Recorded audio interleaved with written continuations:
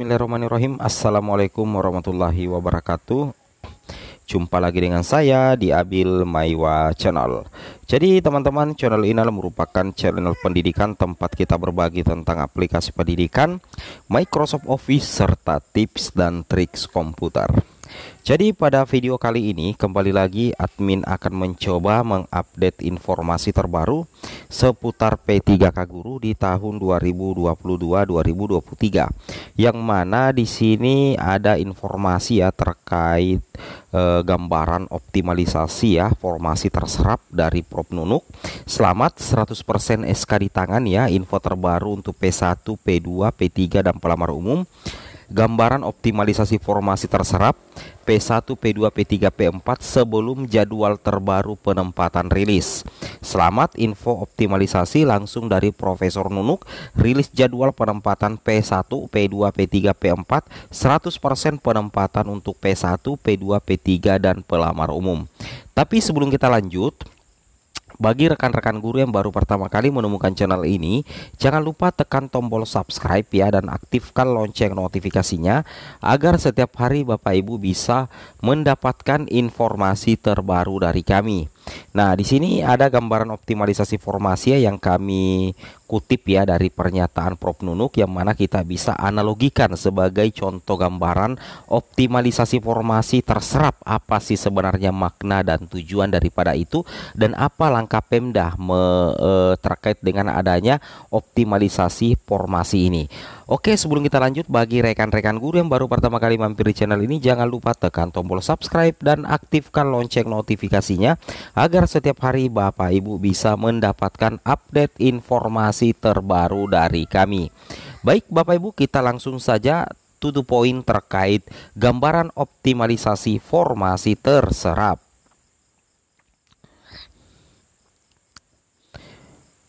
Nah, di sini Bapak Ibu tentunya sudah melihat semua ya bahwa baru-baru saja ada pengumuman resmi dari Kemendikbudristek bahwasanya guna mendapatkan ASN P3K yang lebih banyak, maka Panselnas akan melakukan optimalisasi ya. Jadi nantinya Panselnas akan melakukan optimalisasi yang bertujuan untuk pemenuhan kuota formasi yang belum terisi dan akan diumumkan hasil seleksi pada pertengahan Februari 2023. Jadi nantinya diluan dulu optimalisasi daripada pengumuman. Jadi setelah optimalisasi formasi selesai, barulah nantinya hasil seleksi akan diumumkan, perkiraannya itu di pertengahan bulan Februari. Nah, kenapa? Karena setelah melakukan optimalisasi, admin yakin bahwa guru yang akan mendapatkan penempatan itu akan jauh lebih banyak ketimbang Kemendikbud tidak melakukan optimalisasi. Seperti itu ya, logikanya seperti itu Bapak Ibu. Itu yang harus Bapak Ibu pahami.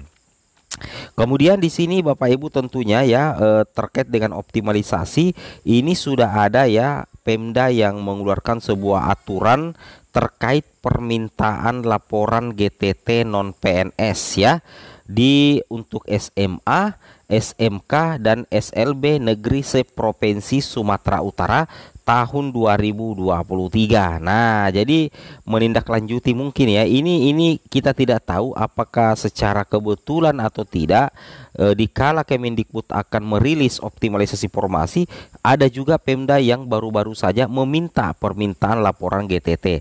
Nah, menurut admin pribadi, optimalisasi dengan permintaan laporan data GTT non PNS oleh Pemda itu sangat terkait ya untuk mendeteksi berapa jumlah GTT dalam satu instansi. Nantinya itu akan disandingkan dengan data Dapodik dan setelah itu akan ditarik masuk ke servernya Kemendikbud. Nah, nantinya itu formasi dan kebutuhan guru honorer baik itu sekolah induk ataupun non sekolah induk itu bisa sinkron, sehingga Kemendikbud akan mudah untuk melakukan penataan terkait optimalisasi sebelum pengumuman hasil penempatan P1, P2, P3 pelamar umum itu dirilis di pertengahan bulan Februari. Seperti itu ya. Nah, di sini kita lihat menindaklanjuti surat Dinas Pendidikan Pemerintah Provinsi Sumatera Utara nomor sekian ya dalam rangka pembayaran honorium untuk tahun anggaran diminta kepada saudara untuk menyampaikan laporan pembayaran honorium guru tidak tetap. Ini memang ada honorium ya, tapi saya yakin itu ada kaitannya Bapak Ibu ya, ada kaitannya. Yang mana dengan adanya permintaan data dari Pemda, secara otomatis nanti ketika misalkan Kemendikbud melakukan optimalisasi dan meminta data kepada Pemda, maka secara otomatis Pemda itu akan dengan mudah untuk memberikan data valid kepada Kemendikbudristek terkait dengan optimalisasi. Seperti itu Bapak Ibu ya, itu yang harus Bapak Ibu pahami dan Bapak Ibu cermati. Nah, di sini dikatakan ya bahwasanya untuk itu dalam rangka optimalisasi dan pemberian rekomendasi tersebut itu perlu ada penundaan pengumuman. Nah, perlu sekali Bapak Ibu ya, dengan adanya pemberian optimalisasi ada dua sebenarnya ya. Satu optimalisasi, kemudian pemberian rekomendasi. Pemberian rekomendasi ini sebenarnya ini diperuntukkan kepada P1 ya, P1, P2, P3 tanpa formasi.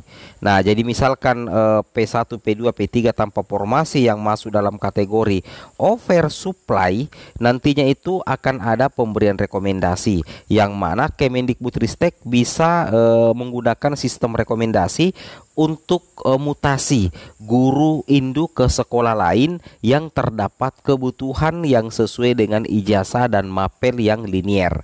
Nah, jadi dengan adanya pemberian rekomendasi itu sebenarnya perlu dilakukan yang namanya penundaan pengumuman Bapak Ibu ya. Nah, kemudian untuk optimalisasi ini dilaksanakan agar formasi yang belum terserap itu bisa dimaksimalkan untuk P1, P2, P3, P4 untuk nantinya setelah pengumuman, pada saat pengumuman itu bisa mendapatkan penempatan. Karena kalau misalkan tanpa optimalisasi, tanpa rekomendasi, kemudian langsung pengumuman, maka Kemendikbudristek sudah memperkirakan akan banyak lagi guru P1, P2, P3, P4 yang tidak mendapatkan sekolah penempatan. Maka perlu dilakukan yang namanya optimalisasi formasi. Seperti itu Bapak Ibu ya. Kemudian di sini Bapak Ibu perlu memperhatikan juga bahwasanya Prof Nunuk ya sudah menjelaskan sesuai dengan Permenpan RB nomor 20 tahun 2022 tentang pengadaan P3K untuk jabatan fungsional guru pada instansi daerah, yang mana Kemendikbudristek dapat memberikan rekomendasi. Nah, jadi di sini Kemendikbudristek itu dapat memberikan rekomendasi penempatan di sekolah lain bagi guru yang saat ini bekerja tetapi tidak sesuai dengan kebutuhan di sekolahnya. Jadi ini masuk juga kategori untuk P1 ya, P1 tanpa formasi. Jadi sebenarnya ada dua agenda Kemendikbud sebelum pengumuman dirilis. Gambarannya yang pertama memberikan rekomendasi penempatan untuk P1, P2, P3 ke sekolah lain. Kemudian yang kedua adalah optimalisasi formasi yang belum terserap. Nah, itu adalah dua gambaran utamanya Bapak Ibu. Dan Bapak Ibu tentunya harus memahami. Nah, di sini kami melihat masih ada formasi yang tidak terlamar ya, sehingga kami ingin memperjuangkan formasi kosong ini agar bisa nantinya diisi oleh pelamar yang belum mendapatkan formasi. Ini langsung dikatakan oleh Prof Nunuk dalam pernyataan resminya hari Jumat ya, tanggal 3 Februari 2023. Nah, beliau berharap seluruh guru honorer itu bisa memahami keputusannya Panselnas karena pemerintah ingin jumlah ASN P3K yang diterima itu jauh lebih banyak. Nah, seperti itu Bapak Ibu ya. Ini tentunya menjadi salah satu kabar menggembirakan. Setelah melakukan seleksi ASN P3K 2022 untuk formasi pelamar P1, P2 hingga P4, ternyata masih terdapat formasi kosong serta kuota yang belum terserap. Oleh karena itu perlu diperjuangkan agar ASN P3K yang direkrut menjadi lebih banyak jumlahnya. Nah, di sini kita bisa lihat contoh. Nah, di sini ada salah satu Pemda ya, ada salah satu Pemda yang meminta permintaan data ya.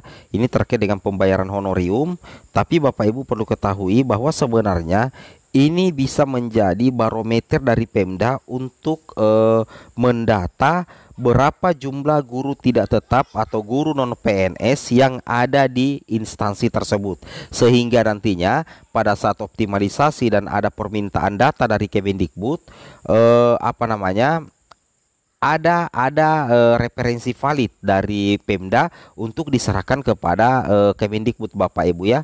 Itu yang harus Bapak Ibu pahami. Jadi sebenarnya sudah banyak Pemda yang dimintai ya, semacam DRH atau sorry ya, DKG ya, daftar keadaan guru. Ada beberapa Pemda yang sudah memasukkan daftar keadaan guru, nantinya itu diserahkan ke Kemendikbud sebenarnya Bapak Ibu ya, karena daftar keadaan guru di suatu Pemda itu akan menjadi dasar dari Kemendikbud untuk memvalidasi jumlah kebutuhan guru dalam satu instansi. Meskipun sebenarnya sudah ada Dapodik, tapi kalau ada DKG itu lebih memudahkan lagi Bapak Ibu ya.